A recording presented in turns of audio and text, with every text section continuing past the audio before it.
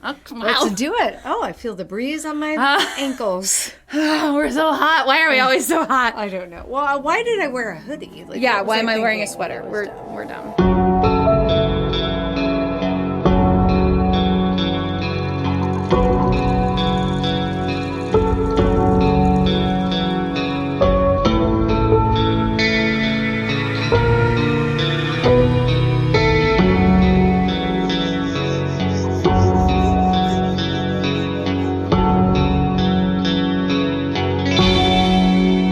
Hello, everyone. Hi, I'm Amy. I'm Whitney, and you don't give a crap what we're wearing. You don't, or do you? You can't see us. What do you care? And we are on the hunt. Welcome. Welcome. This is I'm just repeating what you're saying. This is that awkward time of the night where we start recording our second episode of the night, and we're like, well, we did an intro get weird. with the last one, so then we don't know how to start this one. Generally weird. We do. Yeah. It's so bad. So yeah, cool. What can I talk Hey, about? if you haven't, what can I talk? If you haven't already, guys, please rate, review, and subscribe.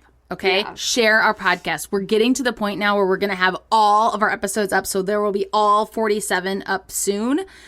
Even our oldies but goodies. Yes. A couple of them who we've changed the name if they were something highly inappropriate. One of them's now called Tom Hanks's Muses because Amy literally said that we were Tom Hanks's Muses, which It could happen. in my dreams, honestly, in my dreams. But there's some, there's some good content out there, you all. So hit it up, share us. We would just love. Hey, the more the more folks we can get listening, it just kind of ramps us up and makes us want to. Absolutely. know? And it's not weird. I recommend podcasts to people all the time. Absolutely. And then they thank me. So Exactly. be someone's hero. Exactly. Recommend us. Just share it on your socials, okay? Really, you'd be our hero. But Also, if you follow us on Facebook, our podcasts are all on Facebook now, and you can share like a 30-second clip, which is a good way to have other people just get a little snippet of our dorkiness. So there is that. Okay, great. Thank you. there. Okay. We're done begging. We'll stop groveling. We're okay. You're just going to repeat me again, weren't you? With your hands on your hip, though, so that made it sassy. much more. Oh my god, this is embarrassing. Shall we? Let's just go. Okay, for this it. is embarrassing already. Because guess what else we still have to record tonight? Hey, you guys, did you notice when you saw this episode posted today on All Hallows Eve that we also have Prayers from the Tail Closet. Right? Yeah. No, I just said said prayers from the tails. Nope. We were looking at each other's eyes so seriously. And then after you said it, you immediately go, right? No, we also have a Tales from the Prayer Closet. Do you know why this is called a prayer closet? You probably don't, because it's from an unaired episode. Where there was so much cursing, you would hear nothing but trumpet sound when we released it. Anyway. We never even aired it before. No. It was bad. No. Amy told a story were about a nervous. girl who just prayed incessantly in a closet, and so that's what this is now. The prayer closet. Okay. Cool. Shall we? We shall. Let's go. Tonight, Amy.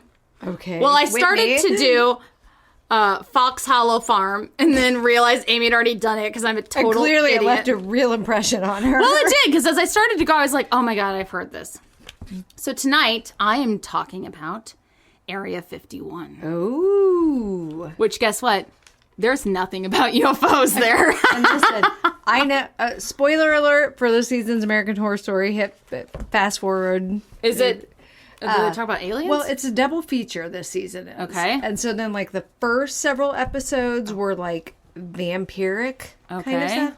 And now the second installment of it is aliens. Okay. And there's, like, some of it's current day, but then they flash back to, like, when Eisenhower was president and stuff. Okay, and yeah, then, I talk like, about Eisenhower in this. made a deal with the aliens. Like, you can abduct X amount of Americans each year if you share your technology with us. And there's, like, a Maryland thing. Monroe? It shows that they had her murdered because she was talking about the stuff that JFK had shared with her about Area 51. Well, and stuff, makes you wonder. Makes you wonder. Okay, spoiler alert over. Okay.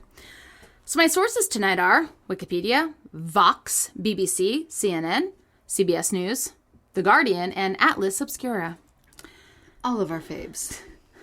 Area 51. It is 83 miles northwest of Las Vegas. Why am I talking like that? I know. I really wanted to book a tour there last time. I was in Vegas. Oh my gosh. None of the people Well, we you were can't there book with a were tour. Well, not like They will shoot not you. to there, but they would take like a bus that would go like. Well, there's to a little there. town I talk about Yeah, and they somewhere. had like the little cafe and stuff. But oh my god, yeah. But I remember Jamie's cousin's wife was just like, I went to the Britney concert with you. Like, don't make me go to I Area owe 51. you 0 more favors. Right. I would totally go to that little cafe. So Area 51 is the name of a highly classified, you guys know this, United States Air Force facility located within the Nevada Test and Training Range.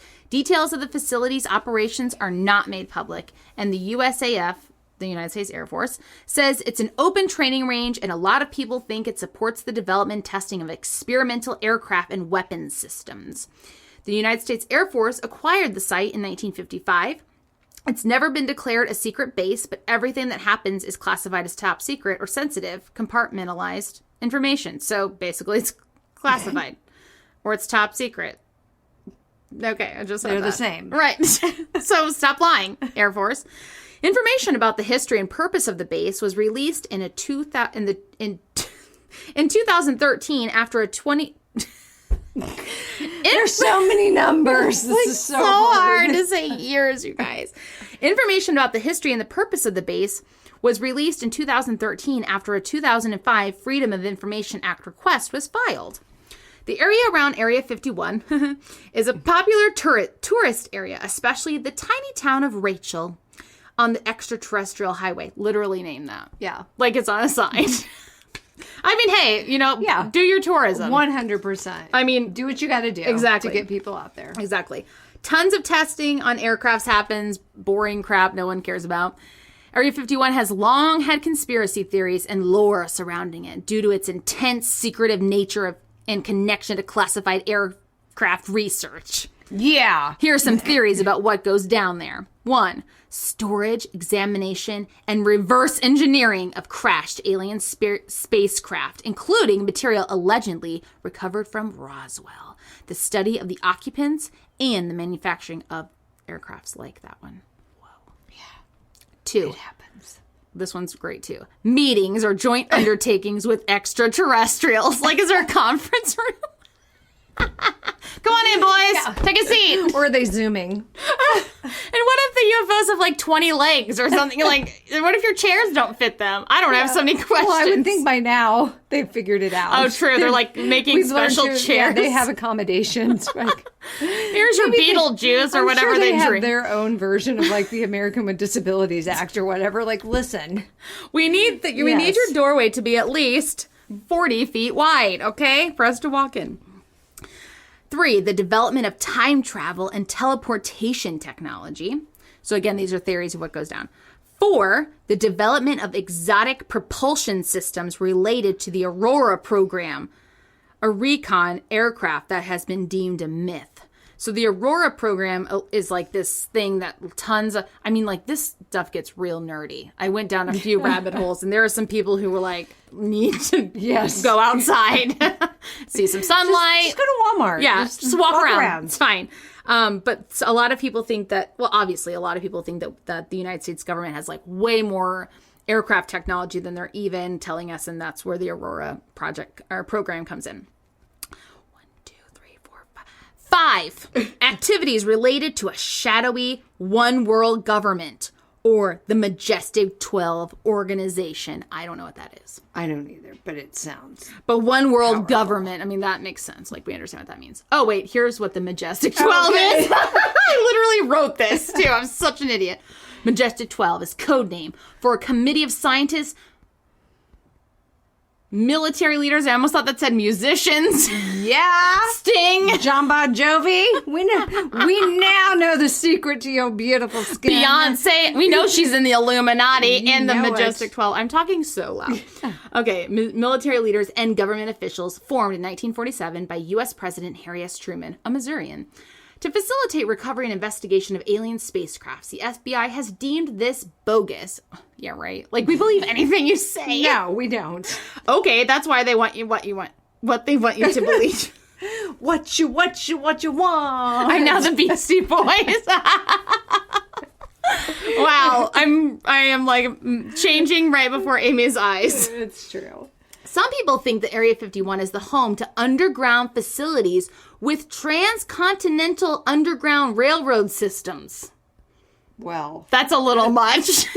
Wouldn't we have noticed that being built? Would you feel the vibrations happening? And you can't go that far down. That's what that sound is at my house. It runs right below It's me. like Harry Potter's. It's like Hogwarts Express. Exactly. Except less cool. Yeah, way less cool. You can't go down that far. It's like hot lava unless the earth is flat, which a lot of these people probably believe. Probably. Oh my God. Okay, so the Transcontinental Underground Railroad System and a disappearing airstrip, nicknamed the Cheshire Airstrip. I'm like, which briefly appears when water is sprayed onto the asphalt. And it disappears when it's dry, which was engineered based on alien technology. Whatever. We have paints that do that. Like for the little kids, it's just like you get it wet and then the color shows up. I know, like aliens have better technology. I was going to say, that's what you got out of the deal? Right. Really? It's reported that a lot of UFO sightings increased in the 1950s because Air Force planes were able to begin flying at above 60,000 feet. I don't know why that matters, but maybe. Well, at that time, though, a lot of Air Force pilots and things were seeing UFOs around that, like the 1950s. I mean, it still happens. You still hear... Every now and then you'll hear... We get to see videos now. I know, yeah. It's crazy. And still people don't believe. What are you doing? The Air Force's Project Blue Book began investigating sightings through air traffic controllers.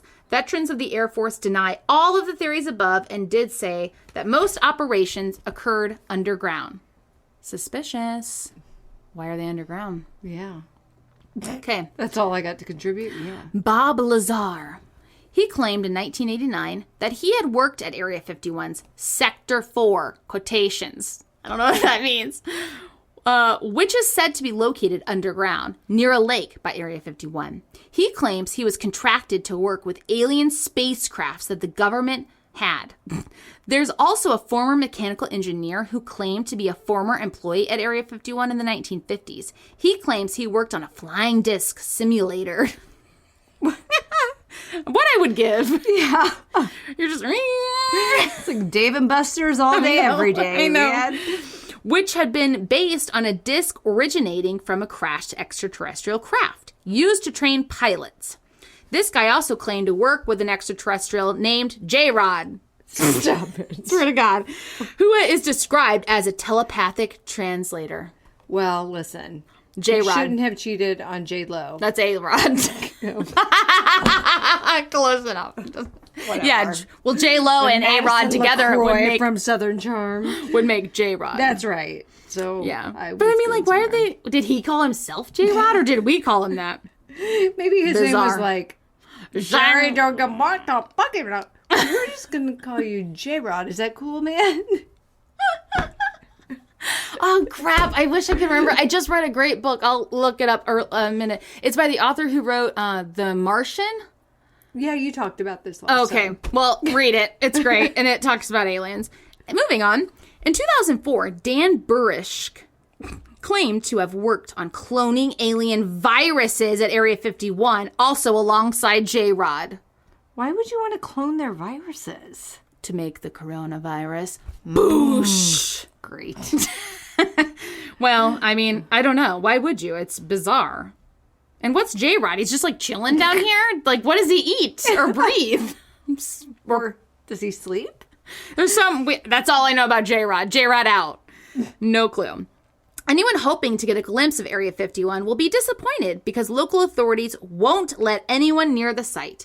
In July 2019, more than 2 million people responded to a joke proposal to storm Area 51, which appeared in an anonymous Facebook post. Do you remember this? Yes, I do. The event... Y'all gonna get shot. That's exactly right. Do it. The event was billed as, quote, storm Area 51. They can't stop all of us. Which, I mean, that's true.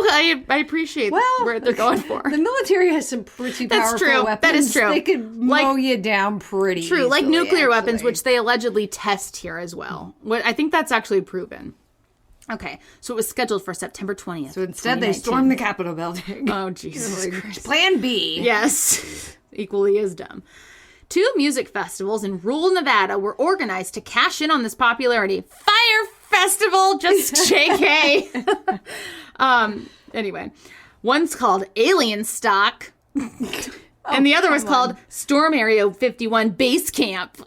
Total nerds making this up. The nerdiest thing of all time. That's a lot to fit on a t-shirt. It really is. Alien Stock I can get behind.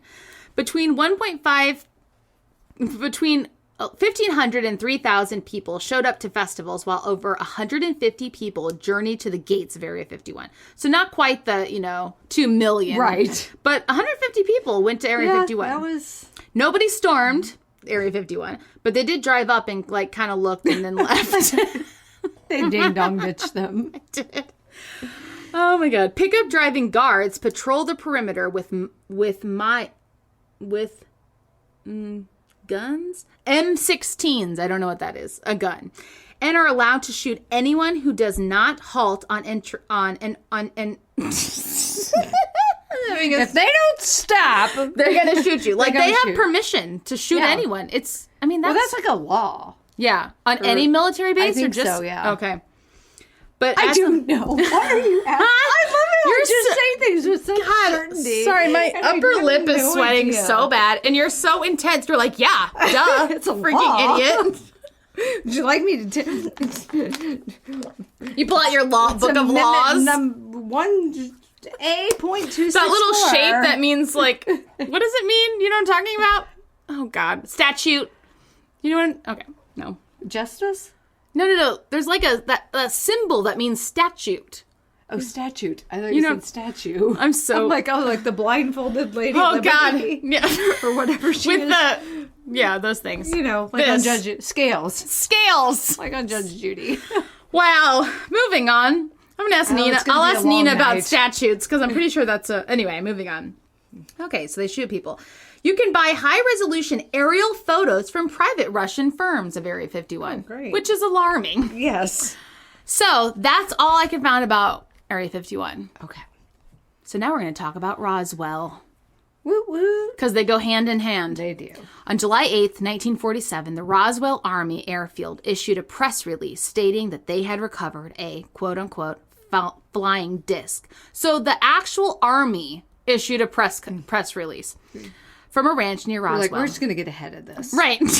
The Army quickly issued a retraction saying that it was nothing more than a conventional weather balloon. Whatever that is. Like, seriously.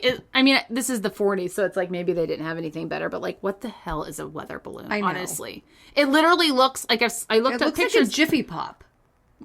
A Jiffy Pop. The metal. From Scream. Yes. That's the only time I've ever seen a Jiffy Pop in action.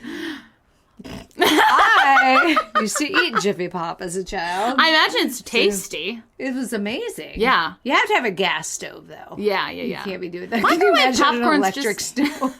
Microwave popcorn's just not that good, I don't know. They have some pretty good... You can buy... This is so We're unhealthy. such dorks. But like the cans that olive oil spray and stuff come in, you can buy movie theater popcorn butter in those spray cans. We bought some. That sounds amazing. Chris turned me on to this popcorn called Tender White. I think it's Orville Redenbacher, and it is like the best popcorn I've ever had in my life. And it's not butter, but it is so good. See, Give it a shot. I just prefer just like a skinny pop. Yeah. Just I do like skinny pop. Already... Well, today I ate an entire bag of what's the white cheddar popcorn that you always get? Boom Chicka Pop? No, not that one. The one that's in a black bag. You know what I'm talking about? Smart Pop? Oh, Smart Food. Something like that. Well, they have a new one now that's only 50 calories per cup, and I ate the whole entire bag and then had bloating and gas all day because my body's like, too much grains. And Chris was worried about me sweating on the chair. I'm just You're over here blowing holes in farting away. Popcorn. Great. But again, weather balloons, so stupid. Sorry. No. All right, I love how our brains just totally go completely off track. Yeah, we're the strangest people. It's wonderful. So all that was great, and most people accepted that until the late 1970s, when a retired lieutenant colonel alleged that I wrote water balloon. That would be more fun. It would. That the weather balloon account was all a cover story. Duh. So apparently in 1947, there was a flying saucer craze. And I wrote in here, I was like, War of the Worlds? Remember when they had that War of the Worlds? But that was 1930. Yeah, Orson Welles' War of the... That was in 1938, though. So, I mean, that seems like 10 years later, there wouldn't be like a flying saucer craze. You know what I mean? Yeah, I know. But who knows? In June of that year, civilian pilot Kenneth Arnold reported to multiple news outlets of seeing flying saucers. There were over 800 copycat sightings after Arnold's report. Whoa.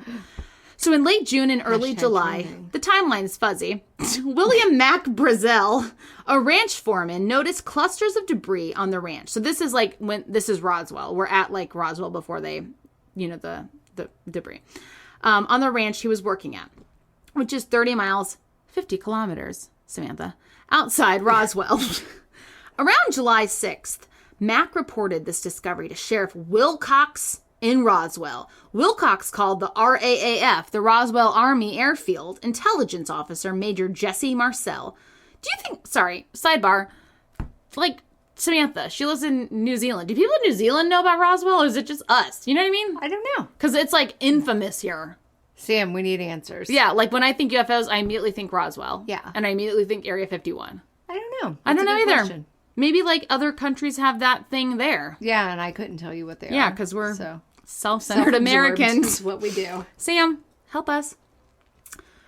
Okay, so Officer Mayor Jesse Marcel, who assembled a crack team to head to the ranch to check out the debris. The next morning, the Army Air Force the next morning. They're just like, we'll wait till tomorrow. Yeah. No, it's starting to get dark out. Wouldn't you go immediately? I don't have my night glasses. Your night glasses? Amy would need night glasses. Can you make sure that's not raining in on his piano keyboard? Oh, God. You shouldn't have just said that into the microphone. He's going to kill you. No, nothing's coming in. Okay, we're good. Unlike me this morning, who was sitting on my porch drinking coffee in this. I had a jeans day at work, y'all, and I wore a hoodie with it. I was sitting on my porch drinking coffee this morning. And my whole arm was side wet. Of my body was drenched. You think they should just move that forward?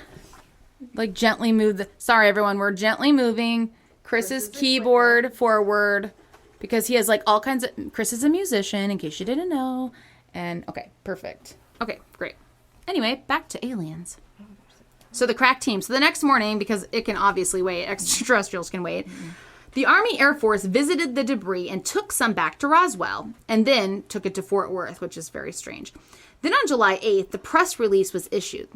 The press release that said there was a flying disc, and then quickly retracted. I also wrote, did that guy get fired? What happened to him? We find out later. He comes back. To be continued. So when they retracted that press release, they actually had quote unquote debris to show the press, hey, it's not a flying saucer, this is what it is. They had tinfoil, rubber, and wood. They're like, this is all it was. What are weather balloons made out of? Why is it wood? Literally tinfoil. Yeah, but why would there be wood? No clue. Seems too heavy. Yeah. It doesn't add up. See, we're poking holes in this. We are. The Men in Black showed up and said, legit. Retract that their story. Slit mouth. Yes. And freaky. And their batteries running out. That was the best part of that story. I gotta re-listen to that one. Our own biggest fans really, again. We are literal psychopaths. A couple days later, again, the timeline on this is super fuzzy. Airmen at Fort Worth Army Airfield demonstrated a weather balloon and its kite for assembled press. It's so stupid. It looks like a balloon, not like a flying saucer. Right. No one would be like, a flying saucer. It looks like a balloon. Right. Back to the 1970s, everyone. Renewed interest in film, TVs, books, and legends about the alien bodies were added to the alien mythos and the mythos around Roswell. So Jesse Marcel is the only known person to have accompanied the Roswell debris from the crash site to Fort Worth. So he was like with it the whole time, where those reporters were that saw the crash debris, quote unquote, the tinfoil. So in November 1979, Jesse's first interview was featured in a documentary called UFOs Are Real. Hey, no chill. The description is in the title. You don't even have to guess what it's about. Right. I can appreciate that. Which was co-written by a UFO researcher, Stanton Friedman. So here's what Jesse Marcel, that guy who accompanied the debris, said about that sham of the press conference in 1947. Quote, "They wanted some comments from me, but I wasn't at liberty to do that. So all I could do is keep my mouth shut. And General Ramey is the one who told the newsmen what it was and to forget about it. It's nothing more than a weather balloon, but we both knew differently." End quote. Dun, dun, dun! Because he knows shiz. I caught myself, didn't curse. Yeah, good job. Thank you. Jesse Marcel went on to give many interviews, and in all of his statements, he consistently denied the presence of bodies. So I think that's interesting. So the guy that, again, accompanied the debris, he said there were never bodies that he saw. Who knows? Yeah. What is that word there? One something, I literally can't read my handwriting, one well-believed theory, context clues, was that an alien craft was flying over the New Mexico desert observing U.S. nuclear weapon activity, which is interesting. Like, why would they care? But maybe they do. And then crashed after being struck by lightning, killed the aliens on board, and then a government cover-up ensued. Who knows? It's possible. It's a lot of events. It's a lot of events. Jesse Marcel, we're back to him again, consistently claims that the debris he saw was nothing made on this earth, that it was not tinfoil and wood, people. Because we know what those are. Right, and what is that? Not dumb. All right, so in 1991, the book UFO Crash at Roswell came out, written by Kevin Randall and Donald Schmidt. And the book inspired the show, which I never watched. Did you? The show? Yeah, Roswell and the WB. Oh, I thought you meant just something called The Show. I'm like, your face, that's a terrible name. You're like, the show of what? Yeah, I never watched it. I was into Buffy. I didn't give a crap about Roswell. Yeah. The book claims there was a gouge in the ground at the ranch where the UFO hit that extended 400 to 500 feet. This book also goes into detail of stories of Glenn Dennis, who was a mortician. In 1989, Glenn called Unsolved Mysteries Hotline. Yeah, he did. God, I always wanted a reason to call that Unsolved Mysteries. Oh, it's so wonderful. They had like all the people sitting there manning the phones. They would show them. Trying to come up like with Robert Stack would walk by them. Yes. And you're like, no, they're not real. Those are actors. Those phones aren't even. God, but to be that actor. Oh, I can hear the theme song right now. I love it. Okay, so he called the hotline claiming to have knowledge of the Roswell events. Glenn claims he was called 4 to 5 times from the airbase with questions about body preservation and inquiries about small caskets. He also claims, that's so kind. We want to give him a proper burial. I know. But when we just get the small coffins, we're not going to pay for the full price adult ones. Yeah. So what?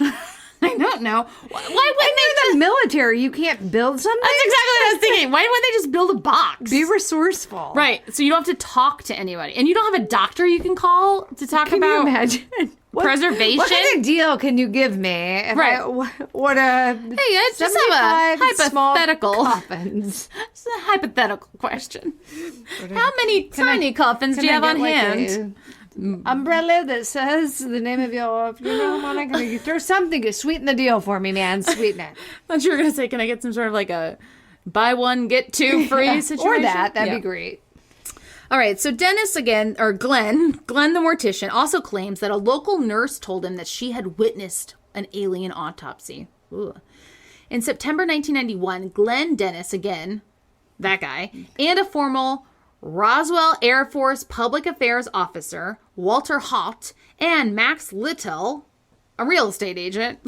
Like, you don't fit, It's sir. like the whole Chamber of Commerce just showed up. I know, it's like, okay, a mortician who, saw crap, a former public affairs officer at the Air Force, and then some real estate agent. Well, that doesn't... Anyway, they co-founded a UFO museum in Roswell. Unfortunately, Kevin Randall, the author of that book earlier that I mentioned about that inspired the show, thinks that Glenn Dennis is an extremely unreliable source, which kind of makes me sad. Because he waited 40 years to speak out and he changed the name of the nurse multiple times. That's all the autopsy. Maybe he forgot. Yeah. He's old. Been a minute. It has. And he's old. Yeah. And he's tired. Cut Glenn some slack. Yeah. And he's been through some stuff. He has. He saw things. Tiny coffins. And he worked in the funeral industry for however many years. God help him. More books have been written which claim that there were actually 2 flying saucers and 8 aliens, 2 of which were said to have survived the crash and were taken into custody by the U.S. government and flown by cargo plane to be viewed by then President Dwight D. Eisenhower. I know. Horror story. I know. It's like cargo plane, and then just walk up here, get in there, and then what does Dwight say to them? Their bodies, or No, they're alive. Oh, and what does Dwight say? I come and pick. What do you say to it? And they're like, we have technology light years behind you. You're putting on this rickety old cargo plane? Right. What? We know our UFO crashed. The only thing I know about cargo planes comes from movies. Yes. But where you open it and you jump out. Yeah, it's literally... Yeah. The inside looks just like the outside. It's just like a empty no warehouse. One's going to bring you some chair. little Laura Dern cookies and... So Diet Coke. Laura Dern. What do they call them? I'm like, whoa, I didn't know Laura Dern had a cookie company. What are those stupid cookies I'm thinking Paula Deen. I don't know. Well, I mean, I love Laura Dern. She's an American treasure. Yeah, but that's not what the cookies are called. Lorna Doone. Like the shortbread. Yes. Yes, I'm with you. Okay. Those are delicious. Man, I ruined my whole joke because I'm stupid. No, it's better because you said Laura Dern. Oh my God, you're amazing. I'm just still confused. What do you say to an alien? So awkward. Imagine how awkward that is. Hey. Wow, you got a lot of... So tired from your trip. You got a lot of arms. Wow, what do you do with all them arms? What's up with that, no pants thing? Why are your fingertips so bulbous? They're always bulbous. They really are. Why are your eyes so big? Better to see you with, my dear. Right. Why don't you have eyebrows? Anyway. What has happened? Or any hair at all. I wonder what their skin feels like. Is it like dolphin skin? Don't you think it feels like dolphin That's skin? Really slick. Yeah. I don't know. I've never touched a dolphin. Me neither. Again, I say things with such authority. You really do. That is super slick. The end. Maybe it's closed. Maybe it's velvety. And the great thing is, you never ask me any follow-up questions. No, I just believe I can totally get away with whatever. I just believe everything you say, which maybe I shouldn't do. No, continue, please. Okay, don't ever question anything I totally comes out will. of my mouth, or I'll run away crying. Slick dolphin skin. So get this. The Center for UFO Studies and the Mutual UFO Network held conferences to try to figure out what actually went down at Roswell. Conferences. Multiple. Yes. Please let me. We can't figure this out. It's just one conference. Right. Because accounts vary so much. And I wrote, who is funding this? Who is funding those? I mean, I would pay to go to that conference. So right. Maybe that's what's funding it. The Center for UFO Studies. Maybe it's Elon Musk. Maybe. Am I saying that right? Musk. Well, what's the organization that, what's his name? Tom DeLonge or whatever. He has... I can't think of it. Called? It's letters. Yeah. Anyway. It's a really long title. Yeah. In 1994, the U.S. government released a report that concluded that whatever was recovered in 1947 was likely debris from Project Mogul, a military surveillance program with high-altitude balloons. And again, I write and ask, are balloons all we have? Do we have any other technology? We just have balloons. Why do they even want to come to our planet? We just have balloons. What are you going to do? Balloon animal us to death? Ooh. I mean, it's cool. A horse? Wow. Wow. Can you imagine early Americans. Wow, what's going on in the sky? Let's like throw a balloon up there. Now it's like, wow, what's going on over there? Let's surveillance them. Get a balloon. Yeah. What do you just like attach a camcorder to it? Balloons, all we have. Maybe in 1947. It's really embarrassing. It really is. The second report, released in 1997, concluded that reports of recovered alien bodies were likely a combination, this is so stupid too, of transformed memories of accidents involving military casualties with memories of anthropomorphic dummies. So they're like, it is all in your head. Yes. It's so insulting. Rude. And like you're saying that to veterans. Who, like, it's so gross. Hey, you know that PTSD you got? I'm going to go ahead and just exploit that for my own personal gain. Thanks, bye. I just also wonder, like, how many times are they throwing anthropomorphic dummies into... Are they, like, attaching them to the balloons? Woo! Go on up there. Let's see what happens. So dumb and embarrassing. In 1997, sorry, this is very long. No, you're Look, fine. I still have all these pages. There's so much about Roswell, though. In 1997, former Lieutenant Colonel Philip J. Corsko reported in his autobiography that the Roswell crash did happen. So, I mean, he's a lieutenant colonel. And that when he was assigned to Fort Riley in Kansas in July of 1947, a sergeant showed him alien bodies from an air crash. So it's like they were still... So, like, they brought the bodies to Fort Worth, and then maybe they brought them to Fort Riley in Kansas. So they're just going on, like, a nationwide tour. And at the Science Center exhibit next month, we will have an alien tour bus. It's like... It really is. Yeah, and they're just, like, showing it off to all... I mean, it would be... We're only showing it to the important people. Yeah. We want to see it. Yeah, I mean, that is elitist. It really is. But I guess it does make sense that you would show it to the most highly classified people in the or like in the military at first. Yeah. So maybe that's what, maybe like someone really important was here. I don't know. Because you would be like, what the... Yeah, I'd be like, I can't know this alone. No, and like, what's coming next? Or is like a bunch of them coming to take over our planet?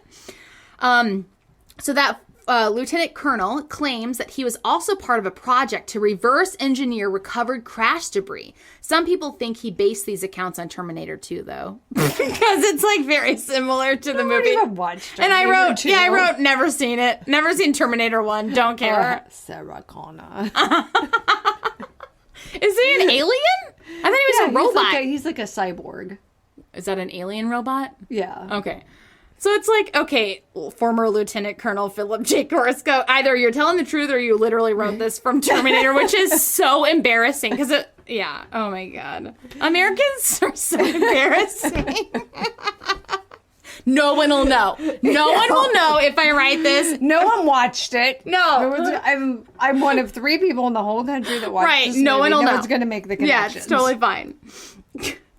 In 2007, Donald Schmidt and Tom Carey released a book called Witness to Roswell, which featured a document said to be a sworn affidavit by Walter Halt, who had written the first Army press release. So that guy. Okay. Who probably got fired. Got in trouble, probably. Yeah, back in in the Men in Black who came and ate them with their lips. God, put lipstick all over him. They just like suck you as slime and then you're gone. I don't know what I'm even saying.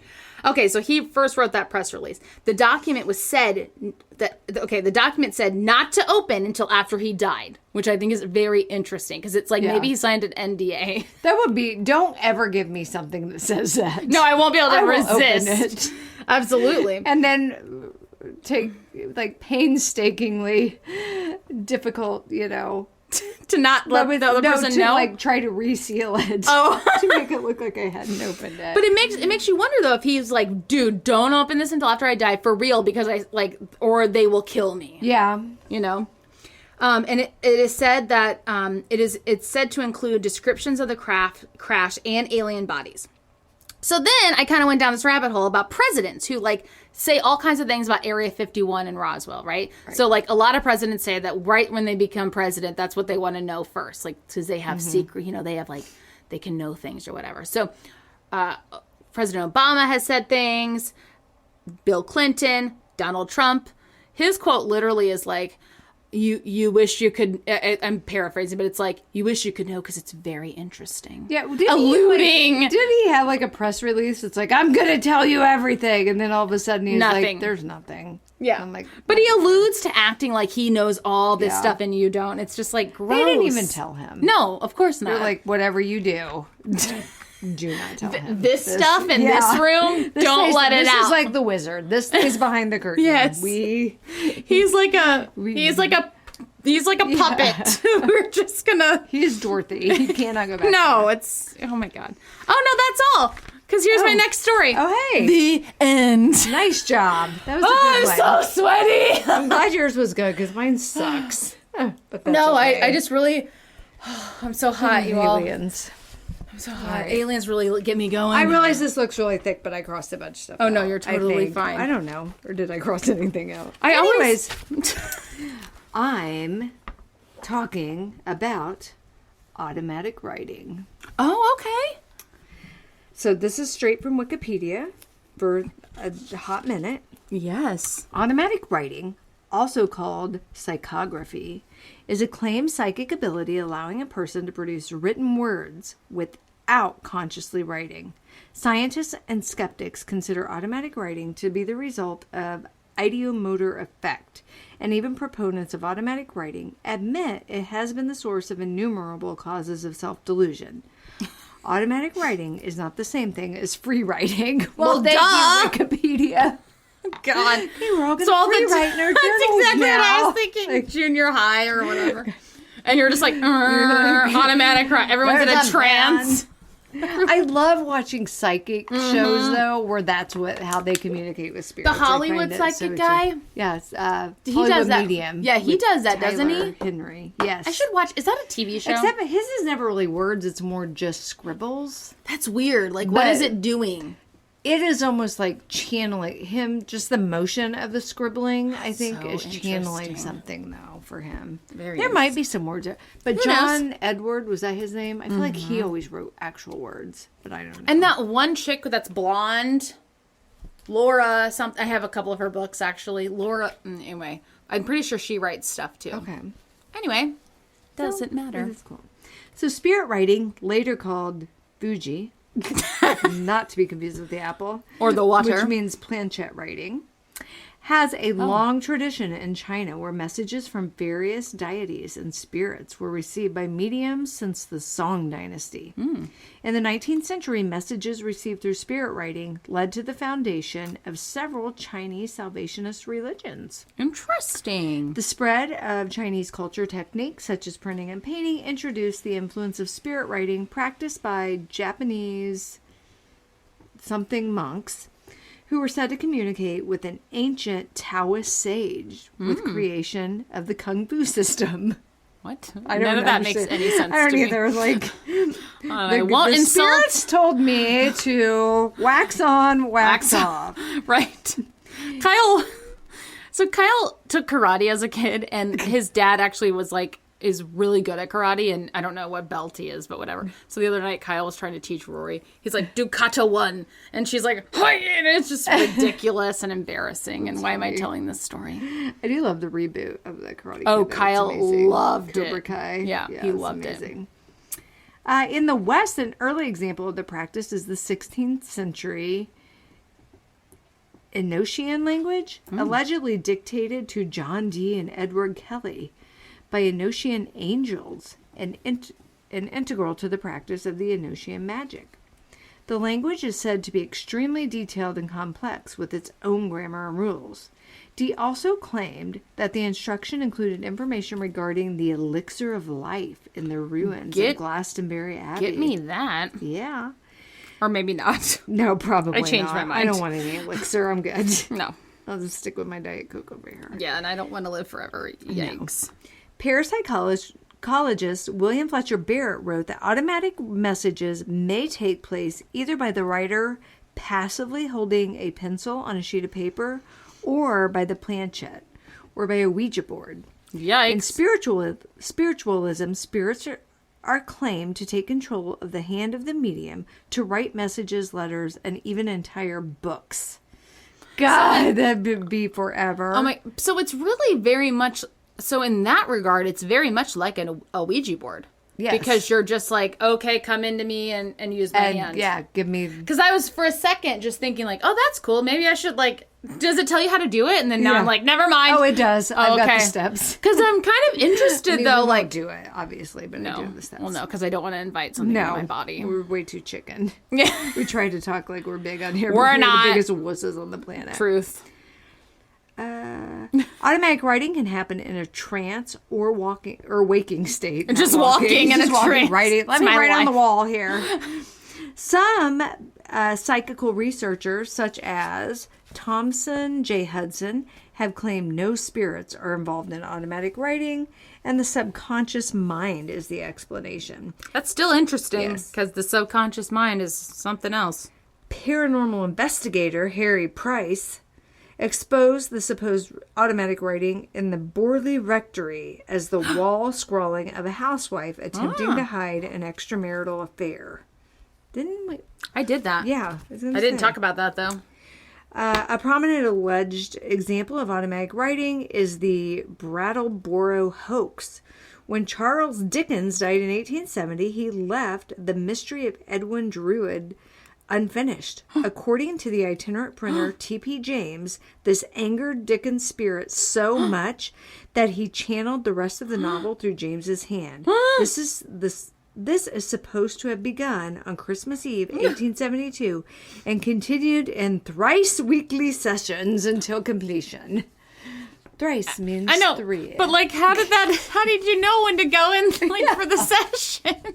Today, Charles. Tomorrow. Did you like schedule it? When is this happening? In your day planner? Yes. That's fascinating. Weird. So is that? I wonder if that book is published.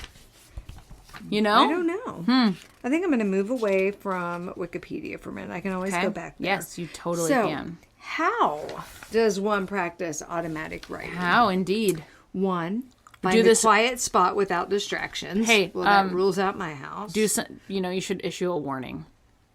Warning. Don't do this. Yeah, that's... Duh.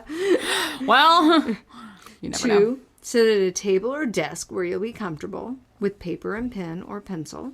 Okay. 3, take a few moments to clear your mind. Okay. 4, touch the pen or pencil to the paper. Okay. 5, try not to consciously write anything. 6, while keeping your mind as clear as possible, let your hand write whatever comes across. No, I can't keep my mind clear. No, that me does neither. not even happen. 7, avoid looking at the paper. You might even keep your eyes closed. Oh. 6, give it time to happen. Nothing might happen for quite a while. You're just like, oh, today, please. I'm just asleep. I would just be 9, asleep. when it seems to be done, if and when the automatic writing does occur, look over what your hand has produced carefully. The writing may appear to be nonsense or just scribbling, but try to decipher it as best as possible. 10, in addition to letters and numbers, look for pictures or symbols in the writing as well. 11, keep trying. Nothing may happen your first attempts. And 12, if you start to achieve success, you can try asking questions to see if you can receive responses. Don't do that. Just No. Tips. There's no guarantee that automatic writing will work for you, but don't give up if it doesn't work the first few times. Give it a chance. Be aware of psychological dangers. Some messages that come across might be disturbing. If you're at all not able to handle this possibility, don't attempt automatic writing, obviously. Oh my God. What about using the modern writing tools of today to automatic write? Could you use a keyboard on your computer or even text on your mobile device to channel messages from beyond? Might be worth a try. Shut up. I don't know. That doesn't seem as you know. Now I'm going to medium.com. Okay. Not Patricia Arquette, we've determined. I never watched that show either. I think I might like it. I watched some of it. It was kind of one of those that was on back in the day where it had to actually be on at the time you turned it on. Yeah. You know what I mean? Did you ever watch Ghost Whisper? I didn't watch that did. either. Yes, I think I that was like really it. good. Okay. I do like Jennifer Love Hewitt. Yeah. Did you see the rebooting? I Know What You Did Last Summer? Oh, are they? Do you follow her on Instagram? I don't. I don't think. She looks like a totally different person. Really? Yeah. Like in a good way? She doesn't look bad, but it just does not look like her at all. Huh. Like it's creepy. Oh, okay. I just, I Know What You Did Last Summer is a classic horror film. It is. Leave it alone. Well, they're remaking The Lost Boys. No. You can't touch that one. Make Corey up Haim, some... Yeah, where's an idea? Come on, people. Be original. Yeah. Jeez. And then all the original cast member of I Know What You Did Last Summer are like on Instagram, like Ryan Phillippe's like, like they're all trying to promote it. And Sarah Michelle Gellar and Freddie Prinze Jr. and she said, "I'm Jennifer Love." And I'm like, do you really call yourself that? Like, in all your life? And she just had a baby. She ain't got time for this. Yeah. All right. So, moving on. Sorry. Time in. Automatic writing was once a thing, a big thing. Everyone was doing it. At the end of the 19th century and up to the First World War, everybody was talking to the spirits. This was through raps, voices, apports, or many other apparent manifestations. Oh, raps took me a second, but that's like knocks. Yeah, got it. Okay. Not... Yo. I don't know what he raps. I also went to raps. To do things with my fingers. I also went to like Caesar chicken wrap. Oh, or that. Not that either. Nope. Yum. But what the author of this article wants to focus on is the science of automatic writing. Yes. Well, thank you, since that's my topic. That is the topic. At that time, rather famous people dabbled in this method of extracting information from the spirit world. W.B. Yeats, the winner of the 1923 Nobel Prize for Literature, and Sir Arthur Conan Doyle, a friend of Harry Houdini and creator of Sherlock Holmes, were both great believers in automatic writing. I don't want to get hung up on what these spirits are. For this article, we'll suspend disbelief. Okay, shut up. Don't be like, we're not here to debunk anything. No, and like, you're trying to be too witty. And so they say the main question is whether automatic writing can produce valuable, actionable information that's reliable.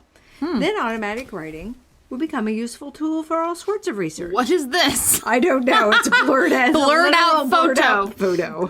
This is a super secret. You can't even handle it. Kind of talking smack. It's like, well, the critical point is, can spirits tell us anything useful? Well, yeah, they're on the other side. Like, everything they have to say would be useful. Yes. What's happening over there? Where are you? So here's another, like, how to do it. Yeah, so there was a famous practitioner, though, of automatic writing. Or he called it, or spirit writing or inspired writing. Oh. His name was William Stanton Moses. He wrote a book called Spirit Teachings, published in 1883, where he sets out the method. Oh, okay. He describes the technique of obtaining messages from spirits. Sometimes he would hold a pen and let the spirit use his hand without any conscious direction from himself, or occasionally he would use a planchette. A planchette is from the French meaning little plank. Little a plank piece of wood, sometimes on rollers, with a hole for a stylus or pencil. Oh. So rather than having like a board, they would use it to guide the pencil. It's like what's that thing you use in math? Compass. Yeah. The guy that wrote this book said messages came more easily when writing on tables that were habitually used for that purpose. Whoa. So it's like always use this table, and it, I guess, it's just conjures up it's the covered stuff in more. Parchment paper for you to write on. At first, he says the writing was small and irregular, and he had to write cautiously and watch his hand following the lines with his eye, or the script soon became more scribble. Does this imply some conscious control? Maybe. As he got better at automatic writing, the handwriting became very regular and beautifully formed, he says. He wrote the questions at the top of the page, and the answers would flow down from them. Spirits had a reasonable command of punctuation. Well, wow. That's good. You don't get dumber. But why would you care? You know what I mean? Yeah. And they would set out their answers in appropriate paragraphs. Jeez. What? I'm imagining one-word answers, Yeah. Apparently not. Over time, he communicated with different spirits. They would sign themselves with their important titles like doctor, teacher, and rector. And finally, the boss spirit, imperator. Do people call themselves like emperor. Teacher or something? Yes. It's great. It's me. Teacher Whitney. Morris says that the spirits conveyed information that he did not previously know. It's like, can they tell the future, Maybe. He said spirits give him inspiring words with a Christian, albeit an orthodox, spiritualist Christian flavor. Huh. What does that mean? I don't know. I have no answers. Yeah. Reading through his book, Spirit Teachings, I didn't find... Oh, okay. Why is everything blurred? That book sounds interesting, though. Yeah. Spirit Teachings. So now we'll talk about Sir Arthur Conan Doyle. Oh, yes. What a guy. His series of spirit messages. Have you ever read Sherlock Holmes? I don't think I have. I own them, and I've never read them. It seems like a lot. Yeah. It really does. Next. His mustache is real intense. I don't know. I feel like I'd really have to set a specific block of time. I can't tell where his mustache ends and his lips begin. And it almost looks like it's, at this point, someone just drew it with a Sharpie. Ooh, yeah. I didn't even see that part. I'm sorry. That's so gross. How do you sleep at night? Are you laying on your side and that thing's like rubbing up against your pillow? I feel like it would crunch, like crunchy sounds when it went, right? That's gross. Yeah. Why? Don't do that. That's ridiculous. That's Why? unnecessary. I just want to take like some scissors and go clip. Yes, it's so bad. So anyways, we'll talk. We can quit talking smack on the dead guy now. We're talking about the ones where you're like, yes, moving your fingers together, rolling the ends. You all know. You know. Google Sir Arthur Conan Doyle. You'll see. So he began his spirit messages with communications from his dead father. Oh. He says, a week after my father's funeral, I was writing a business letter when something seemed to intervene between my hand and the motor centers of my brain. And the hand wrote at an amazing rate, a letter signed with my father's signature and purporting to come from him. I was upset and my right side and arm became cold and numb. For a year after this, letters came frequently and always at unexpected times. I never knew what they contained until I examined them with a magnifying glass. They were microscopic. What? And they contained such tiny writing. And they contained a vast amount of matter with which it was impossible for me to be acquainted. So it's just like little tiny words? Yeah, I guess. Weird. But mainly the automatic writing was transmitted via his wife, Lady Jean Conan O'Doyle. Lady Jean Conan O'Brien. This is Nee Lucky. And what? That was her maiden name? These parentheses. Maybe. Oh, Nee though? I think that means... Nee Lucky. I think it means previously. Oh. I think. Okay. You can't say I think. You should be like, this means this. I'm Googling it. So anyways, the writing began in 1921 and initially consisted of messages from personal friends who had died. In April of 1922... Originally called. Oh, good job. See, you should have said it God, I'm smart and I don't even trust myself. Go on. April 1922, Conan Doyle was contacted by his guide, Phineas. And Phineas was not a deceased friend, but a man who lived in Arabia many centuries previously. Interesting. So then he is... but he wasn't a friend. But he is deceased. Definitely. Let's be clear. Definitely. By 1924, Jean stopped writing and spoke in a trance-like state. This development moved her on to what is technically channeling. That's not safe. No. Interestingly, as automatic writing died out, channeling became the most prominent method by which spirits... and aliens, if they aren't the same thing, spoke to us mere mortals. There are many cases of channeling from the 1970s and later, which we don't talk about here. Okay. Conan Doyle wrote a book called Phineas Speaks. Ooh. In which he calls automatic writing inspired writing to take account that the spirits inspire it. He notes in the preface to the book that information was given quite often prophecies of the future, but that some of this information was inaccurate. Okay. Great. Way to cover your bases. Right.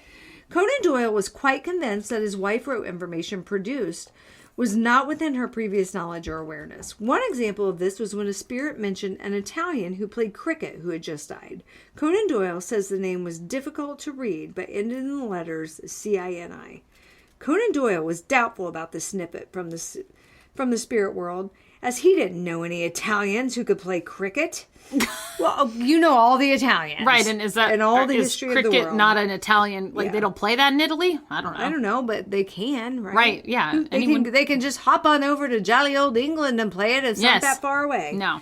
Still, a few days later, they learned that an Italian called Providenzi who played cricket he played cricket that one time. We played for Middlesex, so he was like a professional cricket player. Died 2 days before the communication.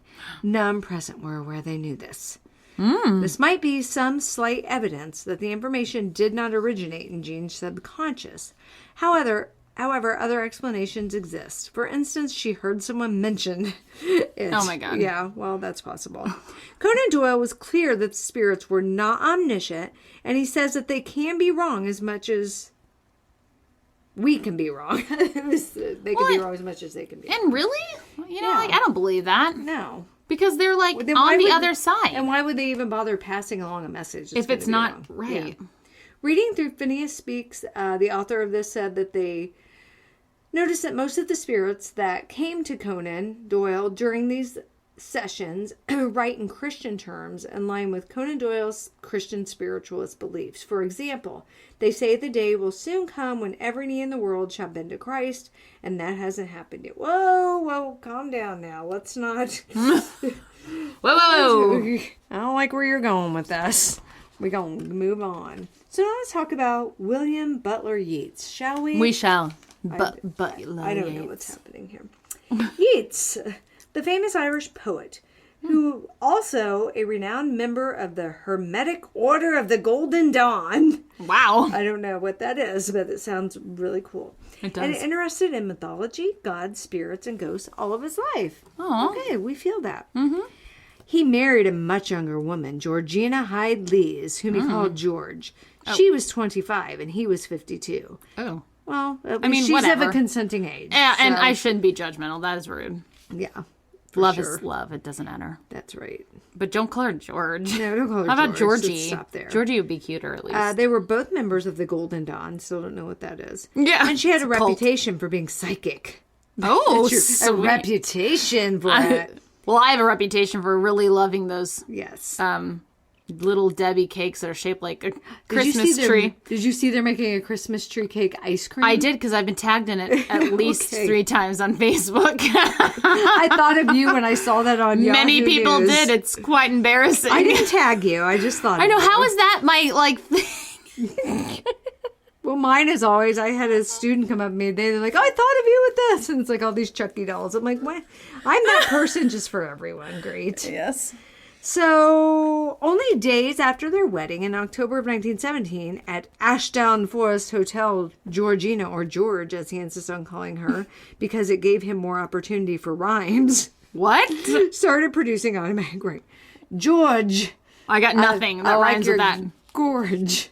No, that's not Nothing cool. rhymes with George. George. Porridge? That doesn't even rhyme. No. Nothing. Forge. Forge or gorge.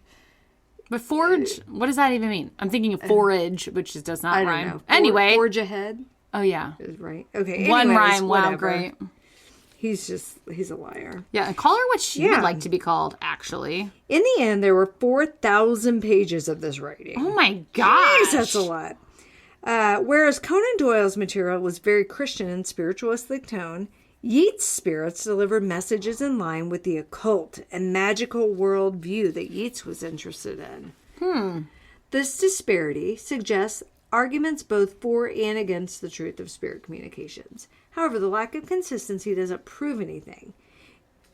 No one cares.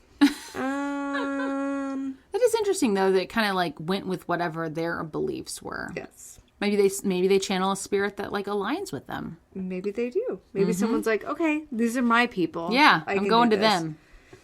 I'm reading the systems. I don't know. Skip that. Frederick Bligh Bond. All right, Frederick. The book that contains Frederick Bligh Bond's information received by automatic writing is called The Gate of Remembrance. Wow. Bligh Bond had been the official archaeologist at the ruins of Glastonbury Abbey from 1908 until 1921. What an interesting job. When the bishop fired him. Rude. Why? Get out of here. You're a terrible archaeologist. I don't understand why either. Jeez. Bligh Bond trained as an architect. Not an archaeologist. Did I say something? No, that says archaeologist. You did. He trained as and an he was at the ruins, so that would make sense. Okay. Why he's an archaeologist? Well, maybe he can preserve things, I guess. He trained as an architect, but had an abiding interest in the occult and the paranormal. Long before he was appointed as archaeologist, he believed that the abbey was built according to occult principles, namely the Hebrew gematria. No clue. Never heard which that. links words for mystical rather than philological or semantic reasons. He believed that Glastonbury Abbey and other cathedrals were built following patterns of occult numbers. Ooh, that's creepy. That really is. When reading the Spirit Communications to Bleibond, again, the Christian influences are evident. He was brought up an Anglican, and his father was an Anglican vicar. His education and erudition are also apparent. For example, his ghostly collaborators wrote in Latin and pretty good Middle English. What the heck is Middle English? And it's like what the hobbits write in? And who's even interpreting the Latin here? Right. Bleibond approaches the investigations in a thoroughly respectable academic manner. I can respect that. And the book resembles a paper for one of the antiquarian journals of the day until he mentions he's getting his information from ghosts via a seer. So they're like, okay, it seemed real scholarly. And then he's like, by the way, turn. Caspa says, again, blah, blah, blah. In the writings about the Glastonbury Abbey, a whole crowd of monks seek to come through from different historical periods. Which is weird, because I would think that, like, religions who balk at that kind of stuff and don't support it, but then on the other side, people who were practicing, they're like, well, we know this is real now. Yeah. So that's kind of interesting. In one case, there's a Saxon who can't speak because he's been dead too long and has the language. He doesn't speak our language? Like, yeah. Oh, he's like a caveman? Yeah. That's weird. Or just or anybody. Like speaks whatever they spoke at Game of Thrones. What? I don't know. That's a made-up language, some of them. Oh, I don't know. Interestingly, the monks write in Latin. Why is that interesting? Isn't that? Latin seems so boring. An old-fashioned type of English, but never an Anglo-Saxon. What does that mean? I don't know. Is that just like our English? Modern English, I guess. Bleibond is not happy with the standard of their Latin and says it's the type of Latin you might expect from half-literate monks. Rude! Using what scraps of Latin they've picked up from their service books. I am not expert enough to analyze the English the monks speak, but it doesn't look like proper Middle English such as you would find in Chaucer. It looks like ye old-fashioned English. Because they're dead. They are ye old-fashioned, you freaking jerk. Literally dead. Spiced with some archaic words. E.g., like a now for enough, sen for sense, and guerdon for a reward. Well, you can obviously understand it, so get off it. Similar doubts can be cast on whether the brand of English spoken by the medieval monks is authentically what would have been spoken in those times at Glastonbury.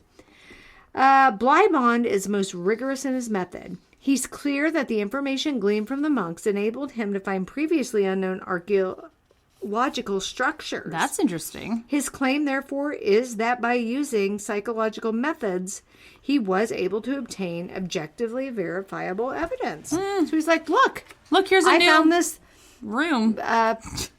Clay pot from way back when, and the monks told me where to find it. So there, proof. That does seem pretty conclusive, I mean, to a certain extent. Okay, so now the author of this article's own experience. I haven't read this. I don't know where this is going. Okay, well, this personal experience happened some years ago and is the reason for my interest in the topic of automatic writing. At that time in my life, I was a tour guide for ghost tours around haunted castles and other such places in England and Ireland. Dream job. Cool job.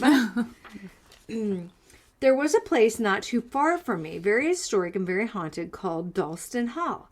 I must have had 40 or more trips to Dalston Hall. Our tour routine was that we would do the tour, then have something to eat in the dining room, and then retire to the library. What a great life. God, we left the library with candles, and I told stories of my own experiences at Dalston Hall and elsewhere. The bulk of my material was the stories of all the hundreds of people who come on our ghost trips across Britain and Ireland and told me their own true stories, or stories they believed were true. On our tours, we used electrical field detectors to pick up unusual electrical fields that existed away from any power source hanging in the air. I use the EMF detectors a lot, and I can tell you, my hands and arms do not usually have a detectable electrical field. Okay, thank you. This particular night, I had the weirdest sensation in my right hand. It tingled. It felt animated. I scanned my hand with the EMF detector, and it lit up. Well, that don't would make me panic. But don't we also we make electricity? Yeah, that's what fires our nerves.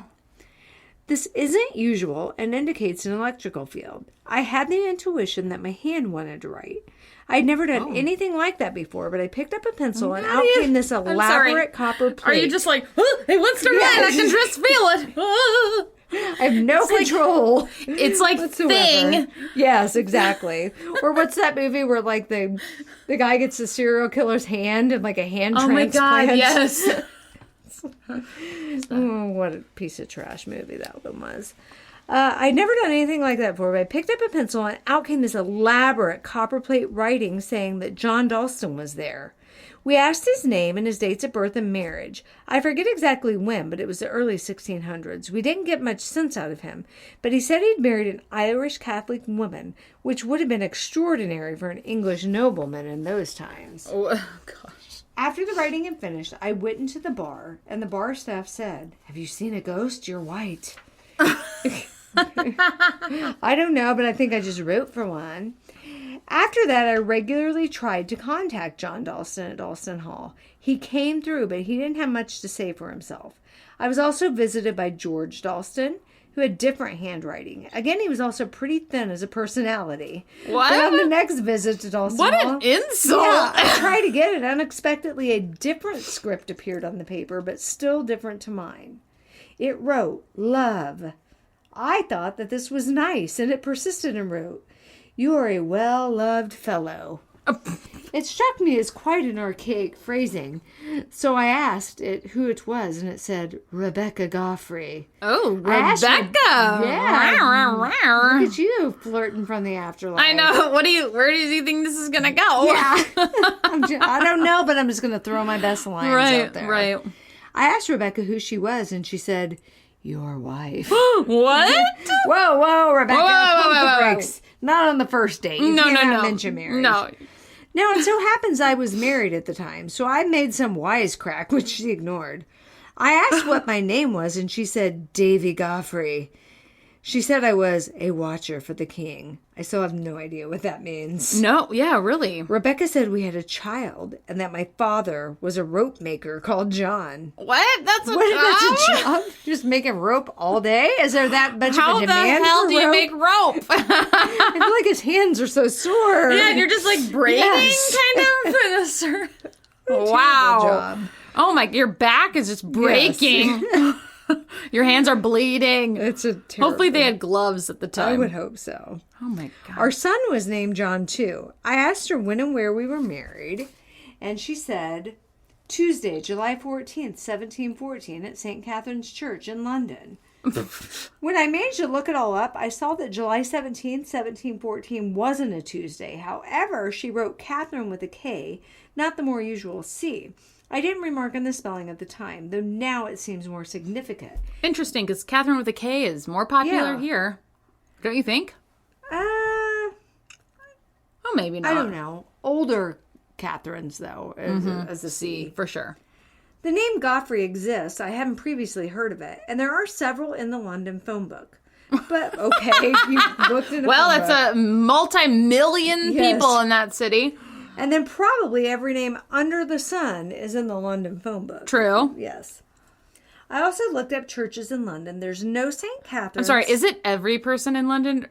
How big is that phone book? Yeah. Or is it like different boroughs or something? Maybe. It's just It'd like have to this be. big. Yeah, there's no way Who's it's just delivering like all it? of London. Okay, sorry. So I thought the whole thing was a product of my imagination. Then some years later, I was in London and I saw a sign for St. Catherine's Dock. But now it's a dock, actually a swanky marina, not a church. However, in the Middle Ages, where St. Catherine's Dock now is, was a hospital founded by a religious order, and this hospital was dedicated to St. Catherine and built around a church. The church was knocked down in 1825 to make way for the dock development. Okay. That's really rude. I did not know this when the automatic writing came through, but it was a densely populated area and people got married there. I'm guessing the name Godfrey. No one cares about the name of their stuff. So anyways, in conclusion, automatic writing of the various spirits is often flowery and high-sounding, but the actual informational content is minimal. So, I mean... Very interesting. I wouldn't try it, but no. I might... Watch someone else try it? Sit down with someone who does it, just to be, like Tyler Henry. And watch him Hey, Tyler Henry, you want to come be a special guest? Yes, please. That'd be awesome. All right. Everyone. We still have another one to do. It's a mini, though. Yeah. Hope you love our mini episode. Yeah. Tales from the Prayer Closet. Happy Halloween. Spooky season. Rate, review, and subscribe. Share us to all your friends. Email us. Buy our crap. Buy our crap. Bye.